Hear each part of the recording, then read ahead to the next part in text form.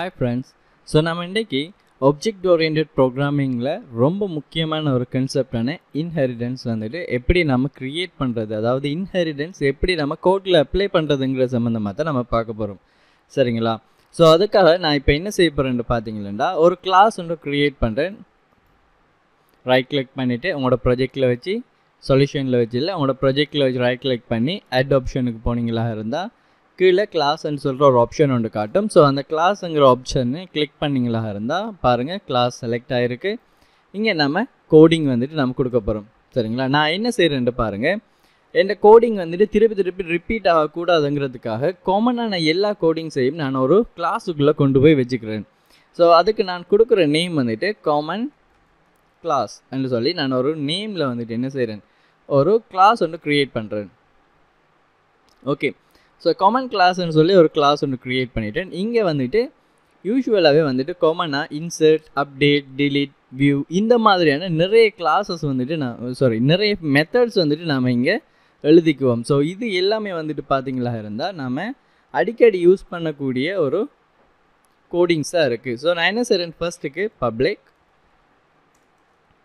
void என்று கொடுத்துக்கிறேன். இந்த ஃபங்க்ஷன் எதையுமே ரிட்டர்ன் பண்ணாதுங்கிறதுக்காக void என்று கொடுக்கேன். பப்ளிக் கொடுக்கேன் எல்லாருமே இதை அக்சஸ் பண்ணுறதுக்காக வேண்டி. ஆனால் இங்கே பாருங்கள், நான் இன்னொரு அக்சஸ் மாடிஃபயர்ஸ், ரொம்ப முக்கியமான ஒரு அக்சஸ் மாடிஃபயர்ஸ் பார்த்தீங்கன்னா ப்ரொடெக்டட். சரிங்களா? யாரெல்லாம் இந்த காமன் கிளாஸ்ன்னு சொல்கிற இந்த கிளாஸை பேரண்டாக ஏற்றுக்கிறாங்களோ அவங்க அவ்வளோ பேர் வந்துட்டு என்ன செய்ய போகிறாங்க, இந்த மெத்தட் அக்சஸ் பண்ணுறதுக்குரிய பெர்மிஷன் கிடைக்கும். ஸோ நான் ப்ரொடெக்டட் voidன்னு சொல்லி கொடுத்துட்றேன். கொடுத்ததுக்கப்புறம் சேவ் ஃபங்க்ஷன். ஓகே, நான் அதை அப்படியே காப்பி பேஸ்ட் பண்ணிவிட்டு இப்போ நான் ஒரு 3 ஃபங்க்ஷன் க்ரியேட் பண்ணுறேன். சேவ், அப்டேட், அடுத்தது வந்துட்டு delete. சரிங்களா? இப்போ நான் என்ன செய்துட்டேன், save function, update function, delete function சொல்கிறேன். 3 விதமான ஃபங்க்ஷனை நான் இங்கே க்ரியேட் பண்ணிட்டேன். ஓகே, ஸோ இப்போ க்ரியேட் பண்ணிவிட்டு இதுக்கு நான் என்ன செய்ய போகிறேன்டா, எப்படி இதுக்கு ஒரு சில்ட்ரன் கிளாஸஸ் நம்ம அசைன் பண்ணலாம்னு சொல்லி பார்ப்போம். இப்போ உதாரணமாக இந்த அப்ளிகேஷன் ரன் பண்ணும்போது நமக்கு ஒரு ஸ்டூடெண்ட் டீட்டெயில் வந்துட்டு நம்ம இன்சர்ட் பண்ண போகிறோம். சரிங்களா? அந்த சந்தர்ப்பத்தில் நான் இன்னொரு கிளாஸ் ஒன்று க்ரியேட் பண்ணுறேன். ஸோ உங்களோட ப்ராஜெக்டில் வச்சு ரைட் கிளிக் பண்ணி அட் ஆப்ஷனுக்குள்ளே போயிட்டு ஸோ கீழே நீங்கள் கிளாஸுங்கிற ஆப்ஷனை செலக்ட் பண்ணிக்கோங்க. ஸோ செலக்ட் பண்ணதுக்கப்புறம் கிளாஸ் 1க்கு பதிலாக ஸ்டூடெண்ட் என்று சொல்லி கொடுத்துட்றோம். ஸோ இங்கே நான் என்ன செய்கிறேன்னு பாருங்கள், இந்த ஸ்டூடெண்ட் கிளாஸில் நம்ம நிறைய ஃபங்க்ஷன்ஸ் இருக்கும் வந்துட்டு. ஸோ ப்ராப்பர்ட்டிஸும் இருக்கும். நான் இங்கே என்ன செய்கிறேன், ப்ராப்பர்ட்டிஸை க்ரியேட் பண்ணுறேன்னு பாருங்கள். ஸோ இன்டீஜரில் ஸ்டூடெண்ட்டுக்குரிய ஐடி, சரிங்களா, நான் ஐடி என்று மட்டும் கொடுக்கேன். அதே மாதிரி ஸ்ட்ரிங் டைப்பில் ஸ்டூடெண்ட்டை நேம். இப்போதைக்கு இந்த 2 ப்ராப்பர்ட்டி நான் கொடுக்கேன். பட் ஆக்சுவலாக நாம் ஒரு சிஸ்டம் வந்து இம்ப்ளிமெண்ட் பண்ணிக்கிட்டவா கூடுதலான ப்ராப்பர்ட்டிஸ் வந்துட்டு நாம் கொடுக்க வேண்டியிருக்கும். ஸோ உங்களோட கிளைண்ட்டோட ரிக்குவயர்மெண்ட்டுக்கு ஏற்ற மாதிரி இல்லை நீங்கள் எடுத்துக்கிட்ட சினரியோக்கு ஏற்ற மாதிரி கூடுதலான இன்ஃபர்மேஷனே நாம் கொடுக்க வேண்டியிருக்கும். ஆனால் நான் இங்கே என்ன செய்கிறேன், இப்போதைக்கு வந்துக்கிட்டு ஐடியும் நேம் மட்டுமே யூஸ் பண்ணுறேன். ஸோ இங்கே நான் ஸ்டூடெண்ட்டை வந்துக்கிட்டு என்ன செய்ய வேண்டி வரும், இன்சர்ட் பண்ண வேண்டி வரும். சரிங்களா? அதுக்கு நான் ஒரு ஃபங்க்ஷன் ஒன்று க்ரியேட் பண்ணேன்னு பாருங்கள். பப்ளிக் void insert student ஒரு ஃபங்க்ஷன் எழுதிட்டோம். அதே மாதிரி ஸ்டூடெண்ட்டை அப்டேட் பண்ணுறதுக்குரிய கோடிங் அப்டேட் ஸ்டூடெண்ட். அதே மாதிரி ஸ்டூடெண்ட்டை delete பண்ணுறதுக்குரிய கோடிங் பேஸ்ட் பண்ணிவிட்டு delete ஸ்டூடெண்ட் கொடுத்து விட்டோம். பாருங்கள், so insert students, update student, அதே மாதிரி delete ஸ்டூடெண்ட் என்று சொல்கிற 3 விதமான மெத்தட்ஸ் வந்துட்டு நான் இங்கே க்ரியேட் பண்ணிட்டேன்.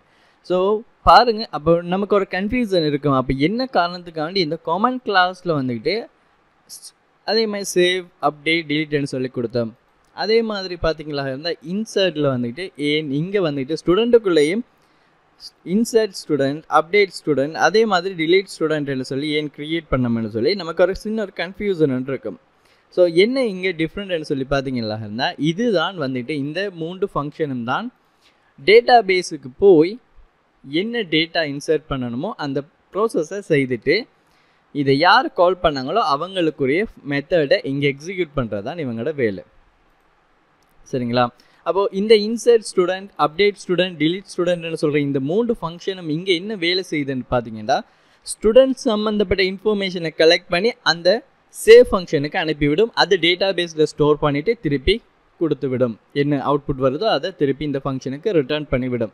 ஸோ இதுகள் தான் இவங்களோட மெயினான ப்ராசஸாக இருக்குது. ஸோ இப்போதைக்கு பாருங்கள், நான் இங்கே வந்துட்டு சேவ் என்று கால் பண்ணுறேன். எந்த ஒரு கோடிங்குமே எனக்கு டிஸ்பிளே ஆகலை.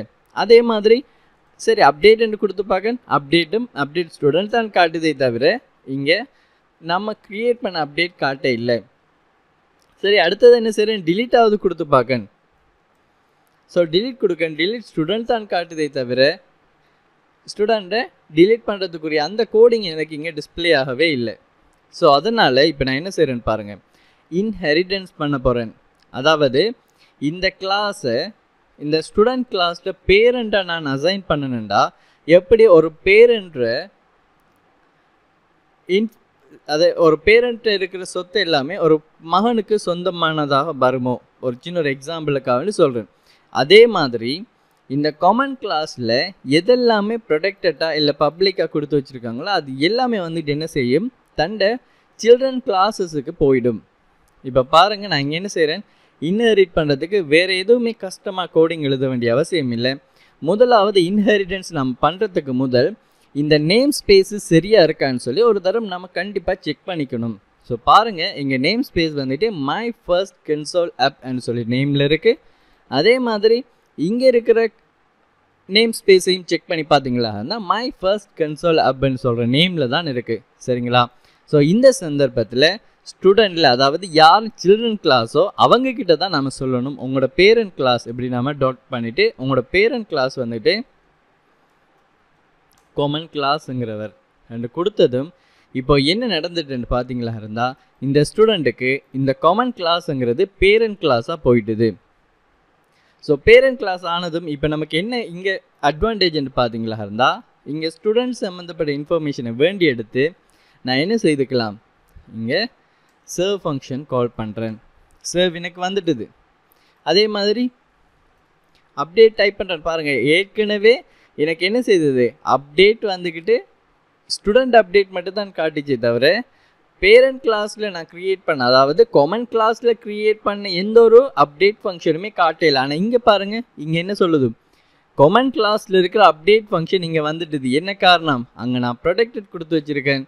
அந்த ப்ரொடெக்டட் கொடுத்ததால யார் சில்ட்ரன் கிளாஸோ அவங்களுக்கும் இந்த ஃபங்க்ஷன் அக்சஸ் பண்ணுறதுக்குரிய பெர்மிஷன் கொடுத்துட்டாங்க.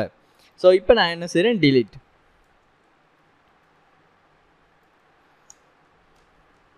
பாருங்கள், டிலீட் ஃபங்க்ஷனும் நான் இங்கே கால் பண்ணிட்டேன். ஸோ இதுதான் வந்துட்டு பார்த்தீங்களா இருந்தால் ரொம்ப ரொம்ப முக்கியமான கோடிங். சரிங்களா? ஸோ இப்போ இதில் என்ன அட்வான்டேஜ்னு பார்த்தீங்களா இருந்தால், திருப்பி நான் கோடிங் எழுத வேண்டிய அவசியம் இல்லை. முதலாவது விஷயம். ரெண்டாவது, நான் ஒரு கிளாஸுக்குள்ளே எழுதி வச்சுட்டேன். இந்த இன்ஹெரிட்டன்ஸ் பண்ணாட்டி நான் கண்டிப்பாக ஆப்ஜெக்ட் ஒன்று க்ரியேட் பண்ணி தான் அதை அக்சஸ் பண்ணணும். சரிங்களா? இப்போ உதாரணமாக பாருங்கள், நான் இது கொடுக்கலைன்னு சொன்னால் எனக்கு இந்த 3 ஃபங்க்ஷனும் இங்கே எரர் காட்டிட்டுது. ஸோ அதை எப்படி நான் அக்சஸ் பண்ணலாம் என்று சொல்லி பார்த்தீங்களா இருந்தால், கண்டிப்பாக நான் ஒரு ஆப்ஜெக்ட் ஒன்று க்ரியேட் பண்ணணும். அந்த ஆப்ஜெக்ட்டுக்குள்ளே தான் வந்துட்டு நான் என்ன செய்யணும், இந்த ஃபங்க்ஷன் எல்லாமே கால் பண்ண வேண்டி வரும். ஸோ அது இல்லாமல் ஒரே ஒரு தரம் நம்ம இங்கே இன்ஹெரிட் பண்ணிட்டோமா இருந்தால், தண்ட பேரண்ட் கிளாஸில் இருக்கிற எல்லா ப்ராப்பர்ட்டிஸையும் எல்லா மெத்தட்ஸையும் வந்துக்கிட்டு பெர்மிஷன் கொடுத்துருந்தா, உதாரணமாக பப்ளிக்காக இருக்கலாம் அல்லது இன்டர்னலாக அல்லது ப்ரொடெக்டடாக இருக்கலாம், இருந்தால் தன்னை சில்ட்ரன் கிளாஸ் அக்சஸ் பண்ணுறதுல எந்த ஒரு ப்ராப்ளமுமே இங்கே இருக்க போகிறதில்ல. ஸோ இதுதான் வந்துட்டு இன்ஹெரிட்டன்ஸ். ஸோ இன்ஹெரிட்டன்ஸில் கன்செப்டை தான் நம்ம இங்கே அண்டர்ஸ்டாண்ட் பண்ணியிருக்கோமே தவிர நம்ம இன்ஹெரிட்டன்ஸை பற்றி கம்ப்ளீட்டான இன்ஃபர்மேஷன் நம்ம பார்க்கவே இல்லை. ஸோ அதுக்கான இன்ஃபர்மேஷன்ஸை பார்க்கணுமா இருந்தால் நீங்கள் கண்டினியூவாக வீடியோஸை பாருங்கள். ஸோ எப்படி நம்ம ஒரு டேட்டா பேஸில் இன்சர்ட் அப்டேட் டிலீட் வந்துட்டு நம்ம பண்ணும்போது இந்த இன்ஹெரிட்டன்ஸை யூஸ் பண்ணி நம்மளோட கோடை இன்னும் ஈஸியாக ரொம்ப ஃபாஸ்ட்டாக நம்மளோட இம்ப்ளிமெண்டேஷனை நம்ம கொண்டு போகிறோம்ங்கிறத நம்ம பார்க்கக்கூடிய மாதிரி இருக்கும். தேங்க்யூ ஃபார் வாட்சிங். நெக்ஸ்ட் வீடியோவில் பார்க்கலாம்.